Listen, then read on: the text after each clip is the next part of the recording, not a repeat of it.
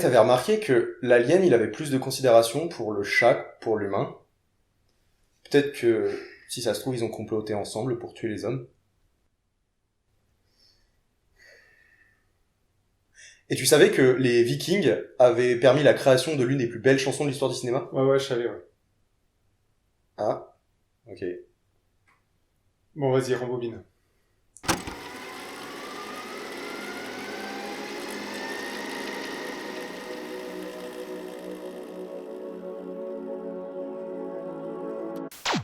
Les Vikings, c'est un peuple scandinave d'explorateurs et de commerçants qui vivaient au nord entre le 8e et le 11e siècle. Je pense que j'ai pas besoin d'expliciter sur leur peuple bien longtemps, vu tous les films, les séries et autres jeux qui ont vu le jour et qui parlent d'eux. D'ailleurs, c'est à leur époque que se déroule le dernier Assassin's Creed, tu le savais?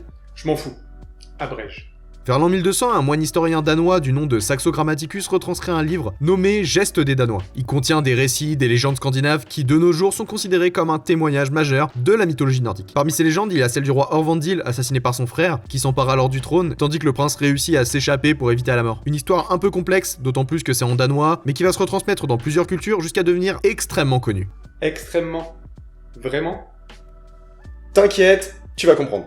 En 1570, François de Belforest adapte la légende de Saxo sous forme de pièce de théâtre. Et alors il connaît un grand succès au point de voir de nombreuses représentations durant des années et même traduite en anglais. À l'époque nommée Histoire tragique, la pièce évolue pour se faire connaître par la suite sous le nom de Ur Hamlet. Au début des années 1600, c'est un grand dramaturge et écrivain britannique qui va s'inspirer du récit et de ses thématiques pour écrire sa version de l'histoire, du moins on pense. On pense. Donc si ça se trouve, tu me racontes que des conneries. Non, mais c'est un peu flou en fait, c'est juste que on sait que ça vient de là l'inspiration, mais on sait pas de quelle version exactement. Ouais, bah vérifie tes sources quand même. Bref, William Shakespeare crée la version la plus célèbre de la pièce, Hamlet. Par la suite, l'histoire devient de plus en plus connue, au fil du temps, elle devient un classique de l'auteur, et elle est même adaptée au cinéma dans plusieurs films, dont une version très connue en 1996 avec Kate Winslet et Robin Williams. Bon, où tu vas en venir?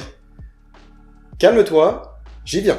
Dans les années 50, un mangaka japonais nommé Osamu Tezuka commence la publication du shonen Janguru Taitei, ou en français, Le Roi Léo. Le Roi Léo, ça raconte l'histoire d'un lionceau qui assiste à l'assassinat de son père et qui, en apprenant à devenir adulte, devra assurer sa succession. Il est ensuite adapté en animé et en film d'animation. Les similitudes avec Hamlet sont très légères, mais on retrouve quelques-unes des thématiques de base réadaptées pour le format. Et pourtant, c'est en reprenant le travail de Tezuka et en forçant légèrement sur l'histoire de l'œuvre de Shakespeare qu'un tout petit studio d'animation américain va créer une véritable masterclass.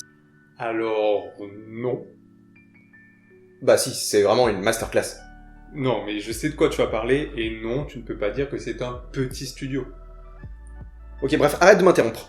Je disais donc, en 1996, le studio Disney travaille sur l'adaptation de la pièce de théâtre Shakespeare et reprennent avec des grosses pincettes Le Roi Léo. Dans ce film, on suit l'histoire d'un jeune lionceau que son oncle rend responsable de la mort de son père et l'oblige à fuir avant de tenter de l'assassiner à son tour. Par la suite, le lionceau devient un hippie avec un suricate et un facochère, il chante, mange des vers et repart récupérer son trône. Le Roi Lion est un énorme carton, devient l'un des Disney les plus vus au monde, les produits dérivés se vendent à la chaîne et on a le droit à 2 suites, une série et même une comédie musicale à Broadway. Et donc? C'est bon, j'arrive à la fin. L'un des points capitaux du succès de ce film, c'est que, comme pour la plupart des Disney, on peut entendre des chansons. Et pour ce film-là, les chansons sont vraiment incroyables. Elles deviennent rapidement très célèbres et parmi la longue liste de classiques, il y en a une qui l'est bien plus. Pour ce film, Disney a fait appel à l'un des plus grands artistes britanniques de sa génération pour participer à la bande-son. C'est comme ça que Sir Elton John en est venu à composer la chanson mondialement connue et qui est considérée pour beaucoup, dont moi, comme la plus belle chanson de l'histoire du cinéma, Can You Feel the Love Tonight? C'est quand même fou de se dire que sans les légendes d'un peuple du 8e siècle, on aurait peut-être jamais entendu une chanson aussi belle dans un film. Ça y est, t'as fini? Ouais. Enfin. On peut regarder le film maintenant ou tu vas encore m'interrompre?